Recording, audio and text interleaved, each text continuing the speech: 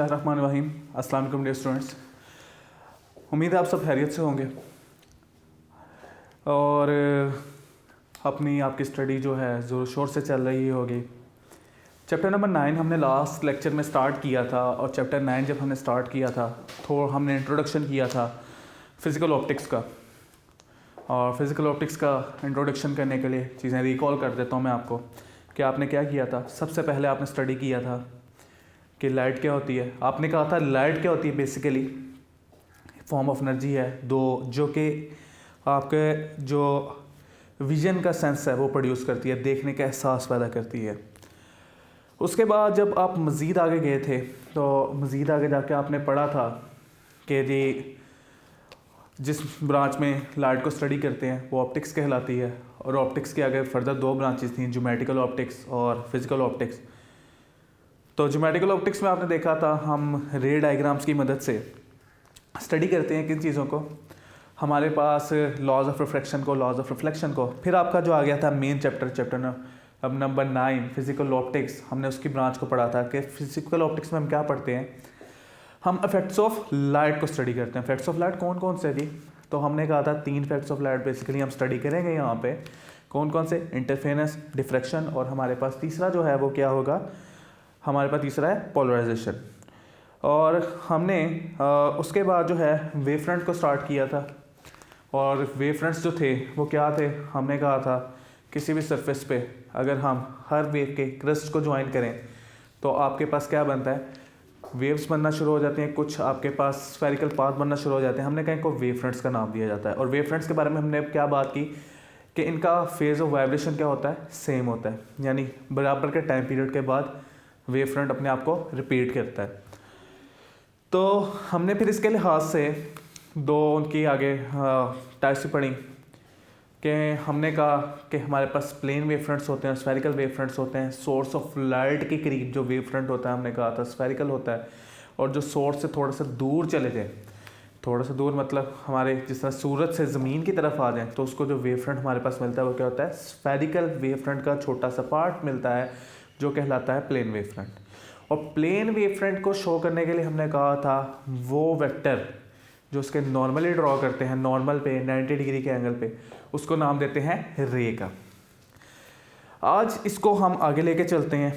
आगे हमारे पास जो हमारा अगला छोटा सा एक टॉपिक है हाइजेंस प्रिंसिपल। इस पे 2 पोस्टुलेट हैं, इसके साथ हम इंटरफेरेंस ऑफ लाइट को स्टडी करेंगे। ठीक है कि लाइट की इंटरफेरेंस किस तरह से होती है, इसको आप पहले पढ़ चुके हैं चैप्टर नंबर 8 में कि इंटरफेरेंस कैसे होती है। अब उसी की चीज़ को हम आगे लेके चलेंगे। ठीक हो गया, शुरू से डिफाइन करेंगे, चीज़ों को रिकॉल करते हुए हम आगे लेके चलेंगे इंटरफेरेंस पे कि लाइट की इंटरफेरेंस कैसे होती है और लाइट के इंटरफेरेंस के लिए क्या क्या कंडीशंस है, वो सारी भी आज के दिन हमारा ये कंटेंट होगा हमारा जो हमने डिस्कस करना है। तो पहली चीज़ जो हमारे पास है वो है हाइजेंस प्रिंसिपल। हाइजेंस प्रिंसिपल क्या है जी, बेसिकली इसके 2 पोस्टुलेट है आपके पास। पहला जो पोस्टुलेट, कुछ 2 पोस्टुलेट मैंने बुक यहाँ पे लिखे हुए हैं छोटे छोटे से करके। ठीक है, आपकी जो बुक में है वो मैं एक बार आपको यहाँ से पढ़ के सुना दूंगा, परेशान नहीं होना। ठीक है, हमारा काम है मसलों को ख़त्म करना, ना कि परेशान होना। छोटे छोटे से बातें इनको समझ लेते हैं बड़ी इजीली। हाइजेंस प्रिंसिपल का जो पहला पोस्टुलेट है इसको मैं यहाँ से रीड भी कर देता हूँ, आपको एक्सप्लेन भी कर देता हूँ। बड़ा मज़े का प्रिंसिपल है, बड़ा इजी सा प्रिंसिपल है। क्या है जी, कहते हैं every point of a wave front act as a source of secondary wavelength.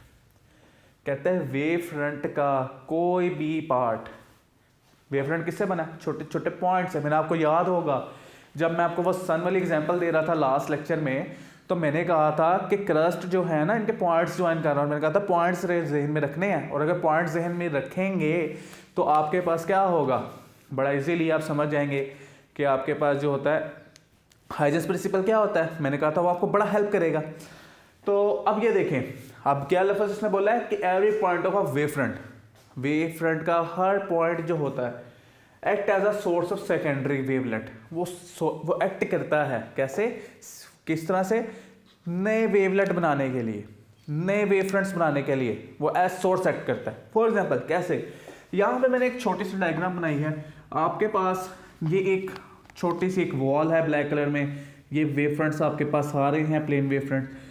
अब इस वॉल में मैंने क्या किया, एक छोटा सा होल किया। ठीक है, इसको हम स्लिट बोलते हैं। स्लिट का मतलब क्या होता है? दर्ज। दर्ज लफ्ज़ सुना हुआ है? जब आप दरवाज़ा खोलते हैं तो दरवाजे के दरमियान एक छोटा सा गैप आता है ना, उसको बोलते हैं दर्ज, स्लिट। ठीक है, ये वर्ड है स्लिट, दर्ज, होल आपके पास। ठीक है, एक छोटा सा सुराख है हमारे पास यहाँ पे। अब ये लाइट वेव यहाँ से तो नहीं गुजर सकेगी, ऐसा ही है, लेकिन इस सुराख से गुजरेगी। इस सुराख पे इसका कोई एक पॉइंट आ रहा होगा, ऐसा ही है। अब इस पॉइंट से क्या होगा? इस पॉइंट पे आप ऑब्जर्व करेंगे कि नए वेव फ्रंट्स बनना शुरू हो गए हैं, जो कि स्फेरिकल वेव फ्रंट्स हैं। ठीक है, इसलिए स्टेटमेंट यहाँ पे लिखी कि every point of a wave front का हर पॉइंट, अभी यहाँ पे हमने सिर्फ एक पॉइंट लिया था, वेव फ्रंट का जो हर पॉइंट होता है वो सेकेंडरी वेवलेट्स बनाने के काम आता है, कि यहाँ से क्या होंगी, एक नई वेव फ्रंट स्टार्ट हो जाएंगी। ठीक हो गया? अब ये पॉइंट आपकी बुक में किस तरह से लिखा है मैं उसको भी एक बार पढ़ देता हूँ। तो बुक में लिखा हुआ है जी हमारे पास कि लिखा है every point of a wave front may be considered as a source of secondary wavelet. बात आधी वही, ठीक है, आधी उधर स्टेटमेंट में यही बात है कि वेव फ्रंट का जो हर पॉइंट होता है वो नए वेवलेट के लिए, नए वेव फ्रंट के लिए क्या करता है, सोर्स के तौर पे काम करता है। ठीक है, अच्छा जी, which spread out in the forward direction, जो क्या करता है, फॉरवर्ड डायरेक्शन में जाता है। ठीक हो गया, with the speed equal to the speed of propagation of the wave, और उसकी स्पीड क्या होती है, जो स्पीड पीछे से आपके पास आ रही होगी लाइट की स्पीड आपको भी पता है कि कांस्टेंट रहती है। कितनी है लाइट की स्पीड? हमारे पास लाइट की स्पीड को c से शो करते हैं 3 × 10⁸ मीटर पर सेकेंड। तो यही स्पीड से आगे क्या करता है, अपनी स्पीड कंटिन्यू रखता है। ठीक है, c स्पीड अपनी कंटिन्यू रखता है और इसी स्पीड से आगे की तरफ ट्रैवल करता जाता है। ठीक है, तो पहला पॉइंट हमें समझ आ गया ना। तो आपका क्या, speed equal to the propagation of the wave, हमारा पॉइंट क्लियर हो गया। फिर से एक बार पढ़ देता हूँ आपको। कहता है every point of a wave front may be considered as a source of secondary wavelet. आपके पास वेव फ्रंट का पॉइंट्स जो होते हैं, कोई भी पॉइंट सेकेंडरी वेवलेट का काम करता है। With spread out in forward direction, जो कि फॉरवर्ड डायरेक्शन में मूव करता है, यानी जिस डायरेक्शन में लाइट आ रही है उसी डायरेक्शन में ट्रैवल करता रहेगा।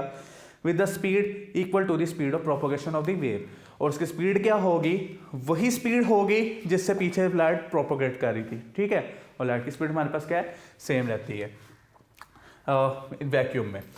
अच्छा जी, पोस्टुलेट 2 बड़ा इंटरेस्टिंग सा पोस्टुलेट है दूसरा भी।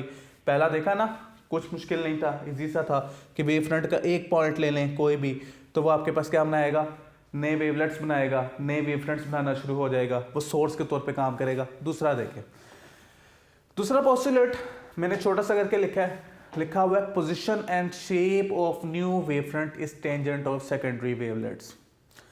इसको समझना पड़ेगा हमें थोड़ा सा, ठीक है, डायग्राम की मदद से, फिर आपको बड़े आराम से बात समझ आएगी। आपको कहता है कि पोजीशन और शेप के बारे में बता रहा है कि शेप कैसी होगी नए वेव फ्रंट की, या उसकी पोजीशन क्या होगी, ये हम बता सकते हैं। कैसे? टेंजेंट ड्रॉ करके। किस चीज़ पे टेंजेंट ड्रॉ करके, वो हम देखते हैं। लेट करें एक सोर्स ऑफ लाइट एस है आपके पास ये, ठीक है, और अब आपको पता है इसके इर्द क्या होंगे, वेव फ्रंट्स जनरेट होंगे। यहाँ पे हमें डिफरेंट कलर्स का यूज़ करना पड़ेगा, क्योंकि यहाँ पे हम एक फिनोमेना तो डिस्कस करने लगे हैं, लेकिन यहाँ पे काफ़ी ज़्यादा हमारे पास सर्कल्स हमें ड्रॉ करने हैं, डायग्राम्स काफ़ी ज़्यादा बन जाएंगी, क्योंकि इसका एक वेव फ्रंट बन रहा होगा। ठीक है, अगला वेव फ्रंट ड्रॉ करें तो आपके पास वो हम ड्रॉ कर सकते हैं, उसने कहा एक वेव फ्रंट की मदद से ही। लेट करें सोर्स ऑफ लाइट, इसका वेव फ्रंट मैंने दोबारा से ड्रॉ करना, थोड़ा वर्ड करके ड्रॉ कर लेते हैं। ये लें, यहाँ ड्रॉ कर लेते हैं इस तरह से, ठीक है, ये एक वेव फ्रंट हो गया हमारे पास। ठीक, अब कैसे पोजीशन हम नए वेव फ्रंट की बता सकते हैं। इस वेव फ्रंट को आपको पता है बहुत सारे पॉइंट से मिलके बना है, जो हमने क्रस्ट को ज्वाइन करके बनाए थे। इन सारे पॉइंट्स को दोबारा से ड्रॉ करें। मैं इसके कुछ पॉइंट्स ले रहा हूँ, सारे पॉइंट्स नहीं लूँगा। ठीक, ये पॉइंट ले लेते हैं, ये पॉइंट ले लेते हैं, ये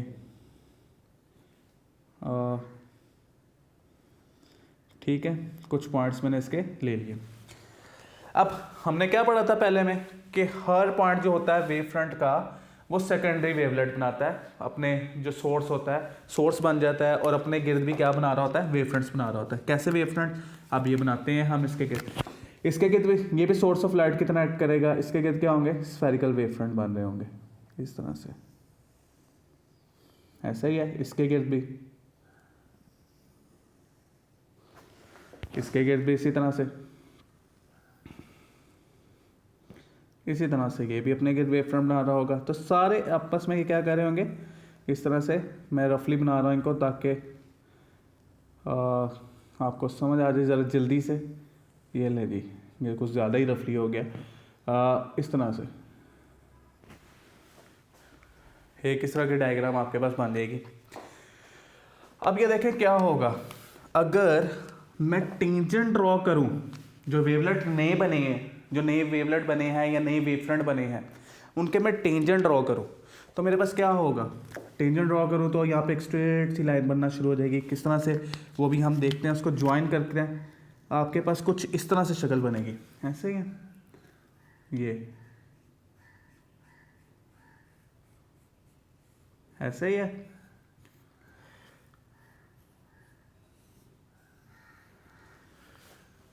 इस तरह से एक शक्ल बन जाएगी। तो ये बेसिकली क्या बन गया, ये आपके पास जो मेन सोर्स था उसका सेकंड वेव फ्रंट बन गया। ऐसा ही नहीं हुआ, हमारे पास ये जो नई लाइन मैंने ड्रॉ की, सारी टेंजेंट ड्रॉ की है, ये टेंजेंट ड्रॉ होकर क्या बन गए, आपके पास इस जो पॉइंट सोर्स एस था, इसके नए जो आपके पास नेक्स्ट वेव फ्रंट आना था वो बन गया। तो सेम यही बात तो लिखी थी ऊपर, क्या लिखा था कि position and shape of new wave front. जो पोजीशन या शेप होती है नए वेव फ्रंट की, जो अगला वेव फ्रंट, एक वेव फ्रंट तो ये था ना, जो अगला वेव फ्रंट था उसकी शेप जो होती है वो बेसिकली क्या होती है, टेंजेंट ऑफ सेकेंडरी वेवलेट्स। जो सेकेंडरी हम वेवलेट्स बनाते हैं उनके अगर टेंजेंट ड्रॉ कर लें तो वो आपको शो करेंगे क्या चीज, अगले वेव फ्रंट की पोजीशन भी और शेप भी। आपने सिर्फ टेंजेंट ड्रॉ किए, शेप आपको ऑटोमेटिकली पता लग गई। आपने सिर्फ यहाँ पे टेंजेंट ड्रॉ किए, आपको उनकी शेप भी बिल्कुल पता लग गई और पोजीशन भी पता लग गई।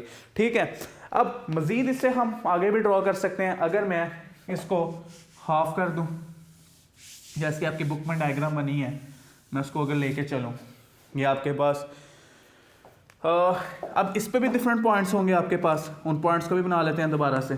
कोई भी पॉइंट, लेट्स सपोज ये पॉइंट है, ये पॉइंट है, ये पॉइंट, कोई भी पॉइंट मैंने ले ली है, रैंडम पॉइंट है। ठीक है, ये देख लें इस तरह से।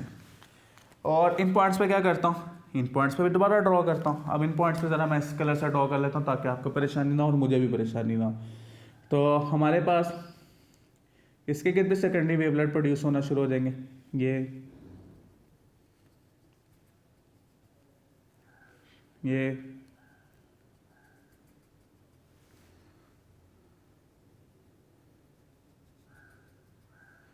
इस तरह से। ठीक है, मैंने कुछ लेकर ड्रॉ कर दिए। अब दोबारा से अगर मैं टेंजेंट ड्रॉ करूं तो क्या होगा, दोबारा से टेंजेंट ड्रॉ करूं तो दोबारा से आपके पास क्या बनेगा, अगला वेव फ्रंट। और ये वेव फ्रंट इस तरह से ड्रॉ करते जा सकते हैं। तो सिंपल, दो पहला पॉइंट अगर आप जेन में याद रख लें, दूसरा पॉइंट ऑटोमेटिकली आपको एक्सप्लेन हो जाता है। कहते हैं every point of a wave front act as a source of secondary wavelet, कि अगर वेव फ्रंट का कोई भी पॉइंट ले ले तो वो सेकेंडरी वेवलेट्स बनाता है, वो नए वेव फ्रंट्स अपना सोर्स बन जाएगा, वो नए वेव फ्रंट्स बनाना शुरू कर देगा।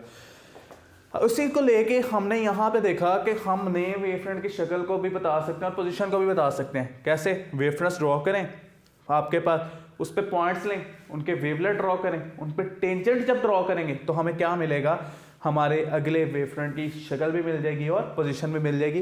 ये यहाँ से आपको बड़ी अच्छी तरह से ये डायग्राम एक्सप्लेन हो रही होगी। ठीक है, इस तरह से आपके पास नई वेव फ्रंट की शक्ल भी आ गई। अच्छा जी, तो बिग बुक में एक डायग्राम तो सीधी सीधी इसी तरह से है। ठीक है, वो अलग बात है, उन्होंने थोड़ा सा इसको पूरा कवर नहीं किया, उन्होंने सिर्फ टेंजेंट ड्रॉ करके आपको दिखाए हैं। असल में डायग्राम कुछ इस तरह से बनेगी।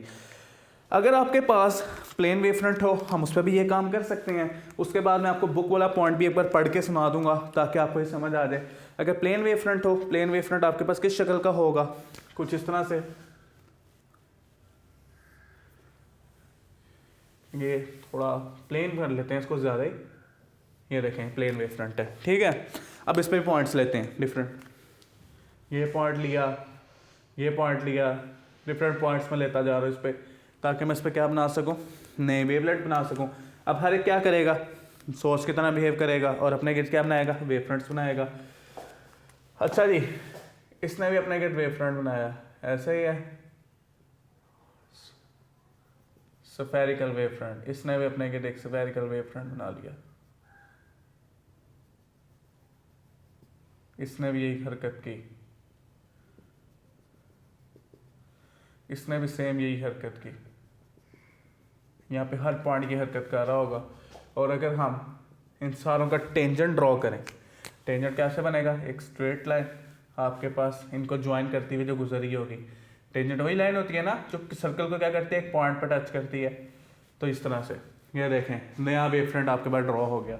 और आपकी बुक पे डायग्राम इस तरह से ही बनी हुई है जी, ये शो किए हुए हैं सिर्फ कि यहाँ से इस तरह से कट, ठीक है। तो आपके पास टेंजेंट्स को सिर्फ ड्रॉ करें तो आपको क्या मिल जाता है, नया वेव फ्रंट मिल जाता है। ठीक हो गया। स्टेप को कुछ स्टेप्स की बात है, ज़रा सुनिएगा गौर से बात को मेरी। जब हमारे पास हम किसी भी वेव फ्रंट्स पे पॉइंट्स लेते हैं, पहला स्टेप वेव फ्रंट पे क्या लेना है, पॉइंट्स लेने हैं। और वो किस तरह से एक्ट करेंगे, सोर्स की तरह उनके गिर्द क्या बनना शुरू हो जाएंगे, स्फेरिकल वेव फ्रंट्स बनना शुरू हो जाएंगे, जिनको हम सेकेंडरी वेवलेट्स के नाम से भी जान रहे हैं, लेकिन मैं वेव फ्रंट ही बोल रहा हूँ अभी। तो वेव फ्रंट बनना शुरू हो जाएंगे। अगर मैं वेव फ्रंट बनाऊँ और उनका टेंजेंट ड्रॉ करूँ, पहला स्टेप क्या था, पॉइंट्स लेने, पॉइंट्स के दूसरा स्टेप क्या है, वेव फ्रंट्स बनाने। और जब मैं वेव फ्रंट्स सारों को ज्वाइन करता हूँ, वेव फ्रंट्स को ज्वाइन, आपके वेव फ्रंट्स सारे बन जाते हैं, उसके बाद उनके टेंजेंट को आप ड्रॉ कर देता हूँ। उनके जो पॉइंट्स आपके पास बन रहे हैं सर्कुलर, उनका टेंजेंट ड्रॉ करता हूँ। तो जो हमारे पास टेंजेंट ड्रॉ हो के एक नई शक्ल आती है, बेसिकली वो क्या होता है, आपके पास सोर्स का जो मेन सोर्स है उसका नेक्स्ट वेव फ्रंट होता है। ठीक है। तो आपके पास इस तरह से कंसेक्टिव वेव फ्रंट्स आप ड्रॉ कर सकते हैं, जिस तरह हमने यहाँ पे किए और जिस तरह हमने यहाँ किए। इसकी आपने प्रैक्टिस ज़रूर करनी है। ठीक है। तो सेकंड में एक बार पॉइंट यहाँ से भी पढ़ देता हूँ। कहता है the new position of the wave front after a certain interval of time can be found by constructing a surface that touches all the secondary wavelet. वही चीज़ कि जो आपके पास नई पोजीशन है वेव फ्रंट की, किसी खास टाइम के बाद उसको फाइंड किया जा सकता है कैसे, कंस्ट्रक्ट करके आपके पास क्या चीज़, सेकेंडरी वेवलेट्स और उन सारों को मिला के उनके टेंजेंट ड्रॉ करके। तो एक ईजी सा टॉपिक, छोटी सी बातें थी हमारे पास, हाइजेंस प्रिंसिपल। उम्मीद है ये बड़ी अच्छी तरह से एक्सप्लेन हो गया होगा, आपको समझ आ गया होगा। अब हमारे पास जब ये ख़त्म हो चुका है तो हम अपने चलते हैं नेक्स्ट टॉपिक पे, जो कि हमारे पास है इंटरफेरेंस ऑफ लाइट।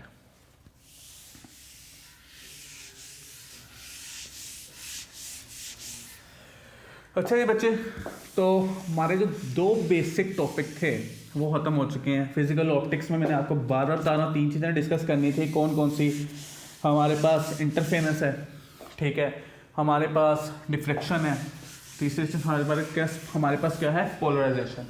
तो इंटरफेरेंस अब हम स्टार्ट करने लगे हैं। ठीक है। तो इंटरफेरेंस वाले पार्ट पे आ गए हैं। इफेक्ट्स ऑफ लाइट का पहला पार्ट है हमारे पास, तो इसको हम स्टडी करते हैं, इंटरफेरेंस ऑफ लाइट।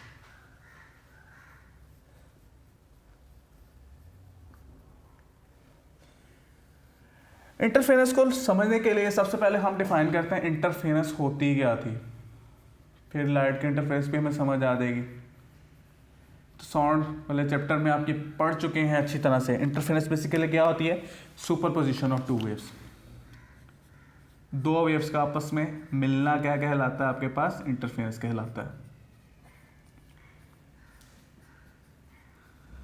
और आपको याद होगा अच्छी तरह से, सुपरपोजिशन ऑफ टू वेव्स, एक से ज़्यादा वेव्स हमारे पास मिलती हैं तो इंटरफेरेंस होता है, सुपरपोजिशन होती है आपके पास, और उससे क्या होता है, वेव्स आपस में मिलती हैं, इंटरफेरेंस जनरेट होता है। इसकी दो टाइप्स थी। कौन कौन सी, हमारे पास एक थी कंस्ट्रक्टिव इंटरफेरेंस और दूसरी कौन सी थी, डिस्ट्रक्टिव इंटरफेरेंस।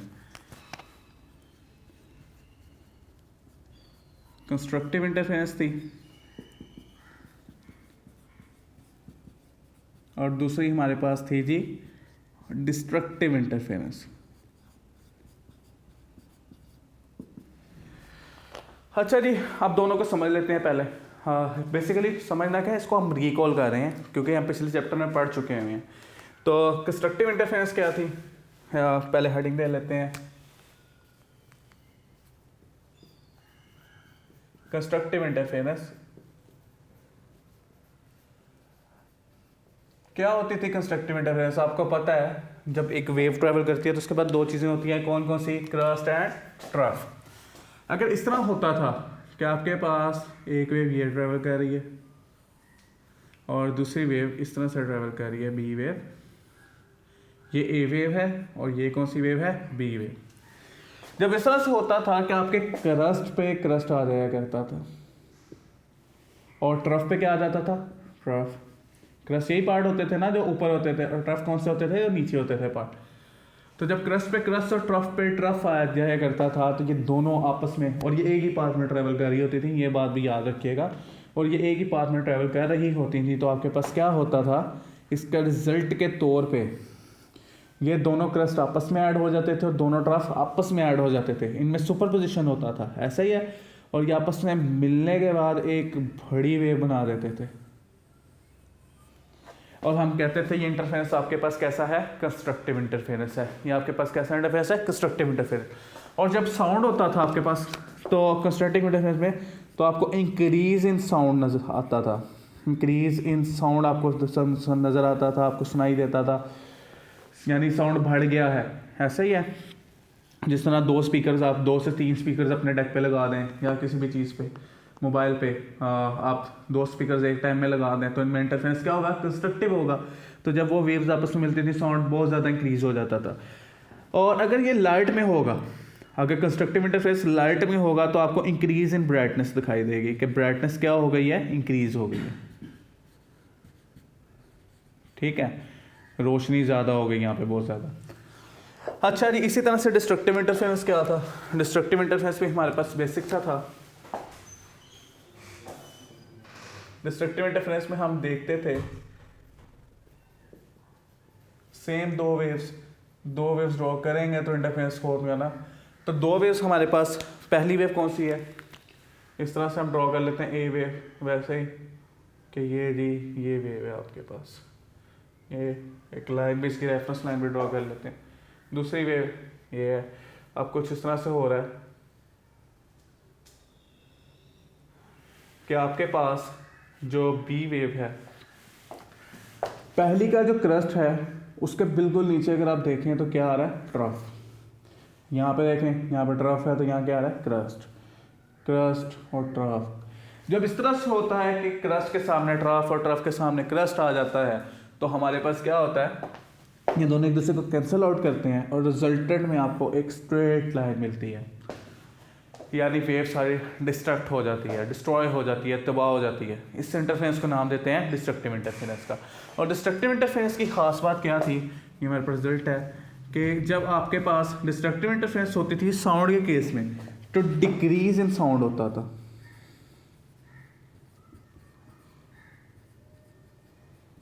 और अगर आपके पास, हमारे पास लाइट वेव है तो हमारे पास क्या होगा? डिक्रीज इन ब्राइटनेस आपको नज़र आएगा, यहाँ पे आपको डार्कनेस नज़र आना शुरू हो जाएगी।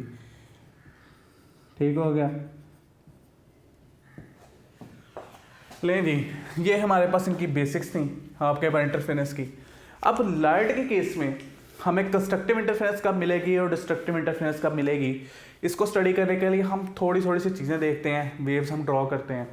तो आपके पास conditions for constructive interference and conditions for destructive interference देखते हैं हमारे पास किस में? लाइट के केस में, कि हमें किस सूरत में कंस्ट्रक्टिव इंटरफेरेंस मिला करेगी और किस सूरत में डिस्ट्रक्टिव इंटरफेरेंस मिला करेगी। ठीक है, तो मैं इसको मिटा रहा हूँ, यहाँ पे हम स्टार्ट करेंगे इस चीज़ को।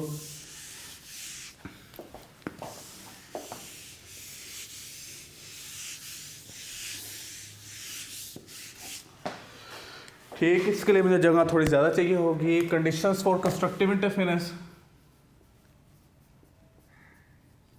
कि क्या शराइत हैं कि हमें कंस्ट्रक्टिव इंटरफेरेंस मिले। Conditions for constructive interference, 2 waves. पहली बात तो ये कि हमारे पास हमें 2 वेव्स चाहिए, तो 2 वेव्स हमारे पास किस तरह से बनेंगी जी? लेट करते हैं, एक वेव यहाँ पे हम ड्रॉ कर लेंगे और दूसरी वेव हम कहाँ पे ड्रॉ कर लेते हैं? यहाँ पे। और जो रिज़ल्ट है हमारा, रिज़ल्ट यहाँ पर डिस्कस कर लेते हैं। ठीक है, और जो हमने लिखना होगा चीज़ें वो वहाँ पे देख लेंगे। टाइम कम है, उम्मीद है कि बस ये कंस्ट्रक्टिव इंटरफेरेंस ही हमारा हो सकेगा। डिस्ट्रक्टिव की कंडीशंस हम इंशाल्लाह अगले लेक्चर में करके साथ ही यंग डबल स्लिट स्टार्ट कर देंगे। तो आपके पास लेट करें एक वेव ए है, ठीक है, और ये स्टार्ट हो रही है कुछ इस तरह से,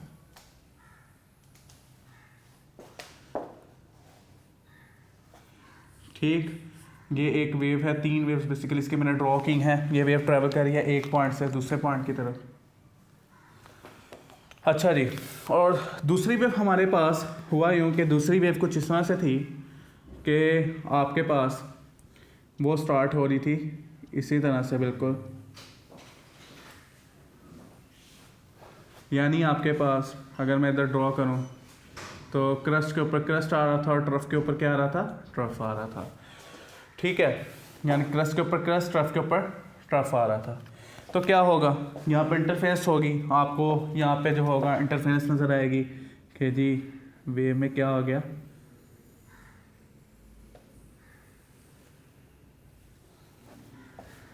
कंस्ट्रक्टिव इंटरफेरेंस हो गई। अब यहाँ पे हमने डिस्कस करना चाह रहे हैं कि हमारे पास कंडीशन क्या है। कंडीशन देखते हैं जी। अभी देखें दोनों वेव्स में पाथ डिफरेंस कितना था। पाथ डिफरेंस क्या होता है कि दोनों वेव्स का जो है आपके पास स्टार्ट कितने वक्फे के बाद हुई, दोनों में पाथ का कितना डिफरेंस आ रहा था, कितनी देर बाद स्टार्ट हुई, कितना ज़्यादा फासले में उनकी जो फासला था आपस में कम या ज़्यादा था। पाथ डिफरेंस देखेंगे। दूसरी चीज़ हम देखेंगे कि फेज डिफरेंस कितना है, कि दोनों के एंगल में कितना डिफरेंस था। ये देखें, अभी देखें दोनों सेम पाथ से स्टार्ट हो रही हैं, ऐसा ही है। तो पहले पॉइंट पे हम देख रहे हैं कि दोनों क्या है, सेम पॉइंट पे स्टार्ट हो रही हैं, तो पाथ डिफरेंस तो जीरो है, ऐसा ही है ना। दोनों साथ साथ चलना शुरू हुई, दोनों ने बराबर का पाथ कवर कर रही हैं, तो पाथ डिफरेंस कितना है, जीरो। अगर यहाँ पे देखें तो एंगल का डिफरेंस भी कोई नहीं है, दोनों बराबर के एंगल पे ट्रैवल कर रही हैं, तो फेज डिफरेंस पे भी कितना है, जीरो। ठीक हो गया, पाथ डिफरेंस भी हमारे पास जीरो है और फेज डिफरेंस भी हमारे पास कितना है, जीरो के बराबर। अब हुआ यूं कि हम क्या करते हैं, इसको थोड़ी देर बाद स्टार्ट करते हैं। कितनी देर बाद, एक वेवलेंथ के बाद, ठीक है। मैंने यहाँ से स्टार्ट की, अब क्या होगा, अब इसका पाथ डिफरेंस आ गया ना, इसने ज़्यादा पाथ कवर किया, इसने कम पाथ कवर किया। कितना ज़्यादा पाथ कवर किया इसने एक वेवलेंथ के बराबर ज़्यादा पाथ कवर किया। तो अब पाथ डिफरेंस कितना आ गया आपके पास, लैम्डा के बराबर। वेव आपके पास किसके बराबर होती है, लैम्डा के बराबर। इंटरफेरेंस भी आपकी यहीं से स्टार्ट होगी। वेव आपके पास पाथ डिफरेंस कितना है, लैम्डा के बराबर। अब जब पाथ डिफरेंस आपके पास लैम्डा के बराबर है, ठीक है, तो फेस का डिफरेंस कितना आया, हमारे पास एक पूरी वेव आपके पास खत्म हुई है, तो पूरा एक साइकिल खत्म है, 2 पाई फेस डिफरेंस। ऐसा ही है ना, 360 डिग्री आपके पास पूरा जो है वो उसमें फेस का डिफरेंस भी आ रहा है दोनों में। तो अब भी क्या होगी, आपके पास यहाँ से कंस्ट्रक्टिव इंटरफेरेंस स्टार्ट हो जाएगी। लो जी, यानी यहाँ पे भी कोई फर्क नहीं पड़ा, इंटरफेरेंस आपके पास क्या आ रही है, कंस्ट्रक्टिव ही हो रही है। और कंडीशन देख लेते हैं, हमारे पास इस वेवलेंथ को एक वेवलेंथ बाद मजीद स्टार्ट करते हैं। अब क्या होगा, अगर मैं इसको मजीद एक वेवलेंथ के बाद स्टार्ट करूँ, आपके पास अब पाथ डिफरेंस कितना हो जाएगा, लैम्डा, फिर मैंने लैम्डा का वेव डिफरेंस रखा, तो लैम्डा प्लस लैम्डा 2 लैम्डा का आपके पास आ गया है पाथ डिफरेंस। और आपके पास जो दोनों के दरमियान फेज है, पहले 2 पाई था, एक और साइकिल खत्म, 2 पाई प्लस 2 पाई 4 पाई, 4 पाई का फेज डिफरेंस आ गया, ठीक है। तो हमारा 4 पाई का क्या आ गया, फेज डिफरेंस। अब ये देखें यहाँ पे हमारे पास क्या हुआ, 0 लैम्डा 2 लैम्डा आपके पास। अब जब आपके पास 2 लैम्डा का फेज डिफरेंस आया तो हमने देखा कि हमारे पास यहाँ पे क्या हुआ है, फिर से कंस्ट्रक्टिव इंटरफेरेंस ही है, ऐसा ही है ना, कहीं से डिस्ट्रक्ट तो नहीं हुई, बस ये है कि लेट स्टार्ट हुई है थोड़ी, लेकिन आपके पास हुई कंस्ट्रक्टिव इंटरफेरेंस ही है। तो इसी तरह से ये हम कंटिन्यू कर रख सकते हैं अपने काम को। हम आपके पास क्या आएगा, 0 लैम्डा 2 लैम्डा 3 लैम्डा 4 लैम्डा, ऐसा ही है। और फेज डिफरेंस भी आपके पास 0 2 पाई 4 पाई 6 पाई 8 पाई सो ऑन चलता रहेगा। यानी हमें पता चला, अगर हमारे पास पाथ का डिफरेंस, अगर मैं इसको जनरलाइज करूं, अगर हमारा पाथ का डिफरेंस कितना रहे, यहाँ पे जनरलाइज करके मैं इनकी बल्कि इक्वेशंस लिख लेता हूँ कि पाथ डिफरेंस कितना हो जाए आपके पास, एम लैम्डा के बराबर, जनरलाइज कर रहा हूँ ऐसे, ठीक है, एम लैम्डा के बराबर पाथ डिफरेंस हो जाए तो हम कहेंगे ये हमारे पास क्या है जी, हमारे पास ये कंस्ट्रक्टिव इंटरफेरेंस है। जबकि एम आपके पास क्या है, एम बराबर है आपके पास किसके, 0 1 2 3 4 5 6 7 8 9 सो ऑन। 0 के लिए देखें पाथ डिफरेंस 0 होगा, कंस्ट्रक्टिव इंटरफेरेंस। 1 के लिए ये लैम्डा के बराबर होगा, कंस्ट्रक्टिव इंटरफेरेंस। 2 के लिए 2 लैम्डा के बराबर होगा, कंस्ट्रक्टिव इंटरफेरेंस। इसी तरह फेज डिफरेंस के लिए भी हम एंगल बना लेते हैं फॉर्मूला। फेज डिफरेंस के लिए ये फॉर्मूला आपके पास किसके बराबर होगा, 2m लैम्डा के। अभी भी m किसके बराबर है, 2m पाई के, सॉरी पाई एंगल आपके पास। m अगर आपके पास 0 है तो फेज डिफरेंस 0, अगर आपके पास 1 है तो 2 पाई, 2 है तो 4 पाई, 3 है तो 6 पाई। अगर आपके पास ये दोनों कंडीशन सेटिस्फाई हो रही होंगी या दोनों में से एक भी कंडीशन सेटिस्फाई हो रही है तो हमारे पास कौन सी इंटरफेरेंस हुआ करेगी, कंस्ट्रक्टिव इंटरफेरेंस हुआ करेगी। और आपके पास जो वेव में होगा वो इजाफा हो जाएगा, ब्राइटनेस होगी तो उसमें इजाफा हो जाएगा। अगर आपके पास साउंड वेव है तो उसमें क्या हो जाएगा, साउंड में इजाफा हो जाएगा। तो ये बात याद रखनी है। हमारे पास ये आ गया इंटरफेरेंस ऑफ लाइट, हमने कंस्ट्रक्टिव इंटरफेरेंस की कंडीशन पढ़ ली। कंस्ट्रक्टिव इंटरफेरेंस की कंडीशन क्या थी कि पाथ डिफरेंस कितना होना चाहिए, एम लैम्डा के बराबर, ठीक है, और फेज डिफरेंस कितना होना चाहिए, 2m पाई के बराबर। तो हमारे पास ये जो डिस्ट्रक्टिव इंटरफेरेंस, चूँकि वो इतना ही लेंथी, वो दोबारा से इसको इसी चीज़ को समझना है कुछ हमने, उसको हम नेक्स्ट लेक्चर में भी डिस्कस करेंगे, नेक्स्ट लेक्चर में डिस्कस करेंगे। यहाँ तक जो बात है उसको मैं दोबारा से एक बार कर देता हूँ आपके सामने। हमने क्या पढ़ा कि आपके पास बेसिकली इंटरफेरेंस क्या है, सुपरपोजिशन ऑफ 2 वेव्स है, यानी 2 वेव्स का आपस में मिलना क्या कहलाता है, इंटरफेरेंस। इंटरफेरेंस 2 तरह की होती है, कंस्ट्रक्टिव और डिस्ट्रक्टिव।